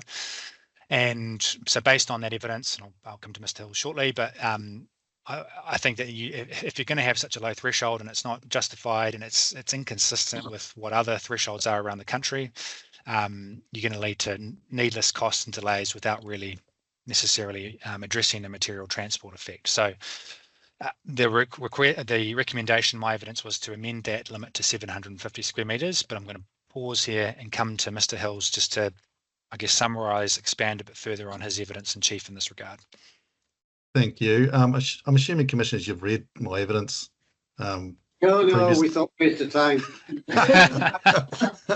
Yeah, we have read it. Yeah, brilliant. Okay, thank you. Yeah, so so basically, as Mr. Badham's pointed out, my opinion, the 200 is unnecessarily low. I think particularly the requirement over 200 squares, or whatever the number is a full integrated transport assessment, an ITA, which is quite a comprehensive document. And from my looking and my involvement, I've been extensively involved in particularly the Auckland and a little bit the Whangarei as well in terms of their thresholds. You'd see in my evidence, I've got the Auckland ones about 1,600, a bit over that. And the Whangarei's got a couple of different tiers, which 750 is where they landed. And I suppose my opinion based on that in terms of reviewing those, and I think reviewing also that, supermarkets in particular, in terms of the network effect, particularly smaller ones, like say, a Foursquare or something like that, particularly, my opinion is they can have beneficial effects in terms of transport network and keeping basically residents in the area. So with all that added together, my recommendation was a 750. Thank you very much. Any question? No, I suggest that it's not the sort of far less technical than the sort of arguments you normally get into, Mr. Hills. I think you might have seen in my evidence, I acknowledge that it's not a black and white issue. It's and coming up with an exact number, is reasonably tricky. And there's a bit of more opinion than usual. So I've outlined, I suppose, my reasons and my evidence. Yes. Thank you very much. And it's consistent with the next door neighbour, I suppose. Yes, one of. Whangarei, yeah. Yep. Thank you, Mr. Hills. Yeah, so just to round that off, I've relied on the evidence of Mr. Hills and coming to that recommendation, and can see a planning benefit from not having an unnecessarily low threshold. Look, so this one, just to be clear on this one, I've actually moved on from my position on this a bit. So I did patch in again this morning and listen to Ms. Pearson's presentation around this point. So what the issue was, which I identified, was the reference to will. And I just think that was unclear and overreaches the role of the non-statutory document. I understand Ms. Pearson accepted that that it could be may, or maybe should be may, in her presentation. Just on that, again, I heard the conversation about this being a non-statutory reference. It's not specifically referencing I guess, putting it this way. So my point was, well, if you're going to reference a document within the plan, you should reference it in full, given the documents by reference standards in the RMA. However, I accept the point that this is a note. It's a note in the plan. It's not a rule. It's not an objective. It's not a policy. It's more of a helpful note to say, well, hey, FYI, you may need to use these. And so I reflected on that in the discussion yesterday with Ms. Pearson, but also my evidence in chief. I also looked at other plans, in particular the next door noisy neighbours, Whangarei District Council. They also have a similar type note because they decoupled their engineering standards from the plan, and then they have a note which says compliance may be achieved by referring to these standards or something like that. So I guess to round it out, I've revised my recommendation to say, well, look, if you take out the will with may, I think that kind of covers it, and it doesn't make it look like an absolute. And then as such, I'm then comfortable to say, well, you can just refer to the most recently adopted engineering standards because it's not a specific requirement. So yeah, it's a bit of a pivot based on what Ms. Pearson addressed yesterday in her opening address, and I've revised my revised recommendation is on the slide at the bottom there. Good that you take on what people say and change your mind, isn't it? It's commendable that two Commendable, yeah. commendable that two planners can agree on something. Try our best. Try our best. Yeah. Yeah. Yeah. So that's it. Essentially, it. Summary. There's only 3 minor issues. It's aligning and simplifying Tran R2 to avoid rule duplication. Raise the supermarket trip generation to 750, as Mr. Hills just discussed, and ensure that the engineering standards are referenced appropriately. So, in summary, that's all I've got on behalf of foodstuffs. I did promise you a much shorter presentation. I think we got there. So, you got any questions? Any further questions? No, No. it's pretty good. Any points of clarification from the staff? Through the chair. Yeah. If You just speak up a bit, so yeah. Sorry, I was speaking. Wait a minute, we'll get back to you, Miss Pearson. We just got engineer going to comment. Mr. Collins. Oh, Yeah, that's all I was going to say was I think Mr. Collins would be very helpful at this juncture. Just a question through to Mr. Hills, whether he had any disagreement with the trip generation rates that have been used for the supermarkets. Just to answer that, no, I thought they were reasonable in terms of total trip generation. Thank you, Mr. Hills. Thank you very much. If you got nothing else, thank you for your presentation, and we'll catch you later. Enjoy this lovely weather. yes, likewise. Thank you for your time. Thank you. Thank you. Right. Thank you. I will stop the recording and mute the room. Was that lunch? It's lunchtime for 1 o'clock.